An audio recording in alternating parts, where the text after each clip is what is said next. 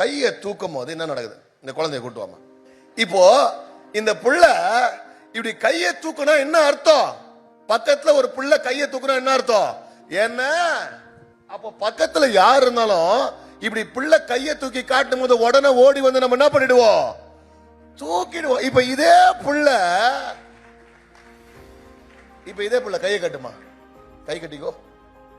இப்ப கையை கட்டி தான் நான் தூக்குவேன். அப்ப ஒரு தடவையும் கையை தூக்கும் போது என்ன அர்த்தம்? கையை தூக்கு செல்லும்.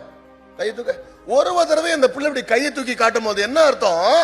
கையை தூக்குனா அப்பா தூக்கணும். அப்போ ஒவ்வொரு தடவையும் நம்ம தேவ பிரசனத்துல கையை தூக்கும் போது என்ன காட்டுறோம்? அப்பா என்ன தூக்கு, அப்பா என்ன தூக்கு. ஐயா ஒரு சின்ன விஷயம் தான், ஆனா யோசிச்சு பாருங்க. ஒரு புள்ள நம்ம பக்கத்துல வந்து இப்படி கையை காட்டுறது என்ன அர்த்தம்? தூக்க சொல்லுது. ஒவ்வொரு தடவையும் நான் தேவ சமூகத்துல நின்று என் கையை தூக்கும் போது, ஆண்டவரே என்னால முடியல, ஆண்டவரே என்னால நடக்க முடியல, என்னால ஓட முடியல, என்னால வலி தாங்க முடியல, ஆண்டவரே என்ன தூக்குவீங்களான்னு சொல்ற அர்த்தம் தான் இந்த கையை தூக்குறது.